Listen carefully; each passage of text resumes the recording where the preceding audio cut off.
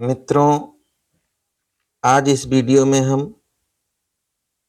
16 संस्कारों की चर्चा करेंगे।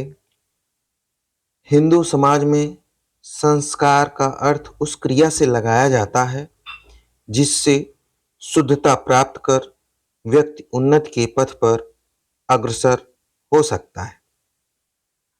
ऐसा विश्वास किया जाता है कि संस्कारों का उदय वैदिक काल अथवा इससे पूर्व हो चुका था।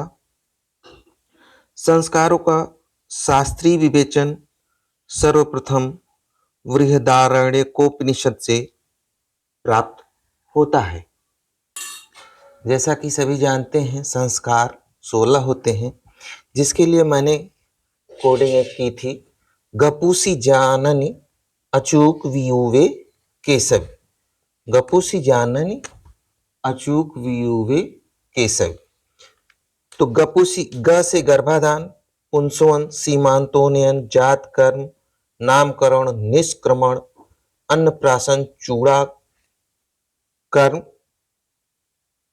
कर्णवेद, विद्यारंभ, उपनयन, वेदारंभ, केशांत, समावर्तन, विवाह। इसके बाद एक और आ जाता है अंत्येष्टि। क्या है 16वां? अंत्येष्टि।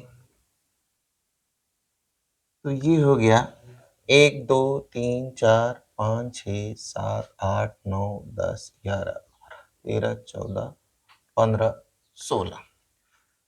गर्भाधान, पुंसवन, सीमांतोनयन, जात कर्म, नामकरण, निष्क्रमण, अन्नप्राशन, चूड़ा कर्म, कर्णवेद, विद्यारंभ, उपनयन, वेदारंभ, केशांत, समावर्तन, विवाह, अंत्येष्टि। गपुसी जाननी अचूक वियुवे केशव। गपुसी जाननी अचूक वियुवे केशव। ये एक कोडिंग जो प्रथम शब्दों से मिलाकर बनाया गया है। 16 संस्कार हैं। गर्भाधान प्रथम संस्कार है, जिसमें यह श्रेष्ठ संतान उत्पत्ति के लिए किया जाता है। ये श्रेष्ठ संतान उत्पत्ति के लिए किया जाता है। दूसरा है पुंसवन। यह गर्भधारण करने से तीसरे, चौथे अथवा 8वें माह में पुत्र प्राप्ति की इच्छा है। पुंसवन जो संस्कार होता है, पुत्र प्राप्ति की इच्छा हेतु किया जाता है। इसमें स्त्री की नासिका के दाहिने रंध्र में वट वृक्ष का रस दिया जाता है। वट वृक्ष का रस दिया जाता है। वट वृक्ष का रस दिया जाता है पुंसवन संस्कार में।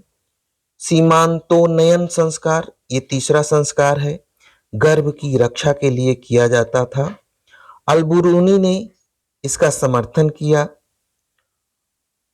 ये 3 संस्कार, गर्भाधान, पुंसवन और सीमांतोनयन, यह शिशु के जन्म से पूर्व किए जाते थे।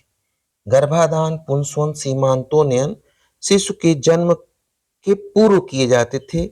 जन्म के बाद जात कर्म, चौथा संस्कार जो था, ये था जात कर्म। जात कर्म शिशु के जन्म के उपरांत नवजात शिशु को पिता अपनी उंगली से मधु तथा घृत चटाता था। जात कर्म में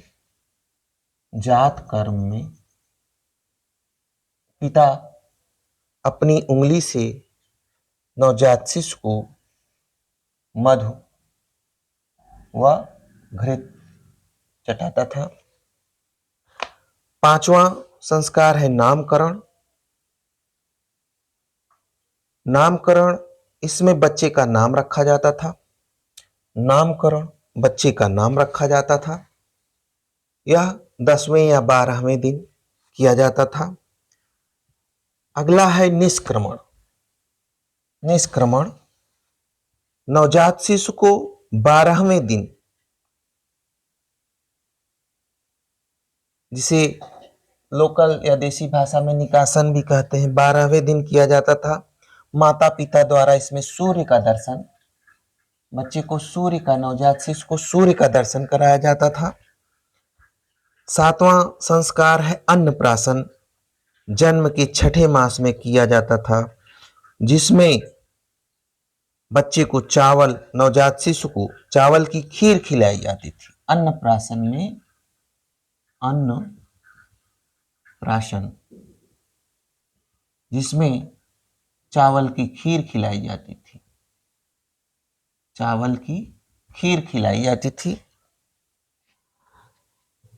8वां संस्कार चूड़ा कर्म, मुंडन या चौल संस्कार भी कहते हैं।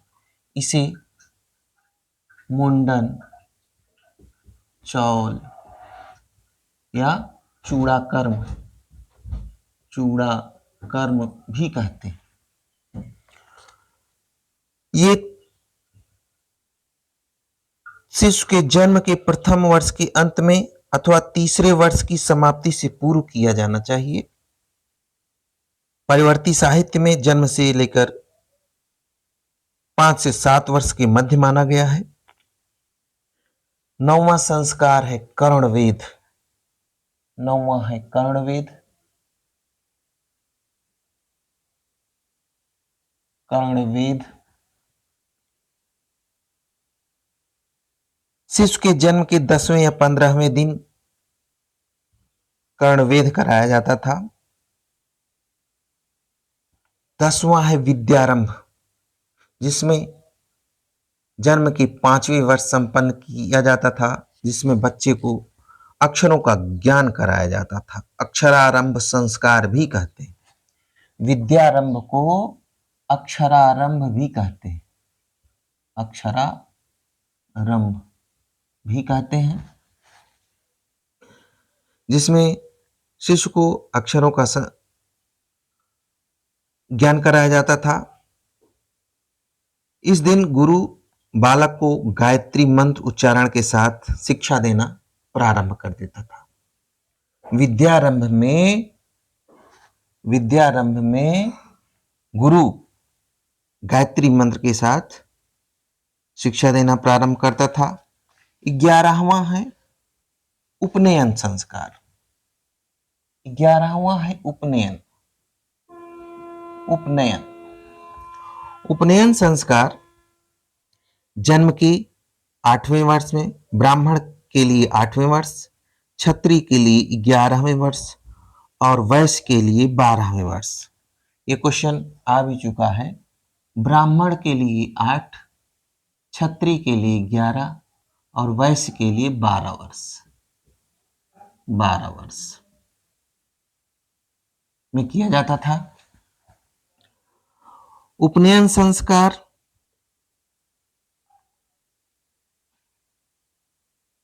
के पश्चात आता है वेदारंभ।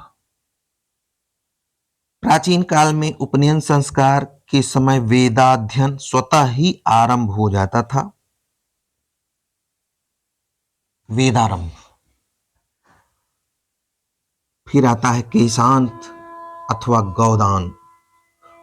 16 वर्ष की आयु जब बच्चा प्राप्त कर लेता था, तो इस संस्कार का संपादन किया जाता था, जिसमें प्रथम बार दाढ़ी मूंछों को मोड़ा जाता था। इस समय इस वयस्क होने का सूचक होता था और आचार्य को बालक गाय दान भी देता था, इसलिए इसे गौदान संस्कार के नाम से भी जाना जाता था। केशांत को गौदान संस्कार भी कहा जाता था। उसके बाद 14वां संस्कार है समावर्तन का अर्थ लौटना है।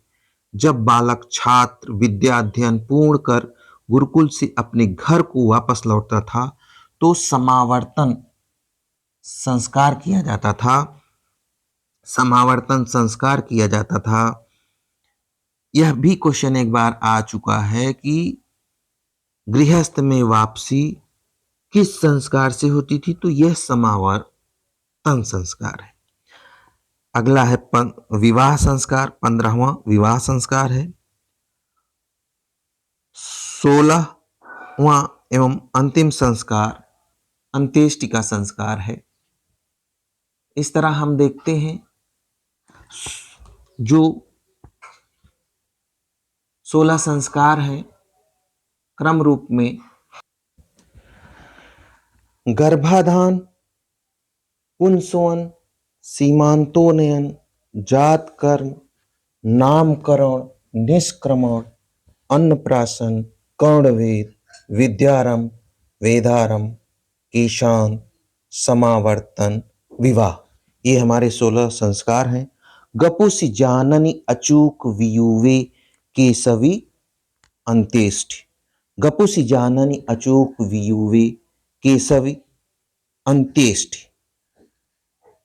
यह संस्कार भारतीय परिवेश में हिंदू धर्म में प्रमुख मान्यता रखते हैं। धन्यवाद।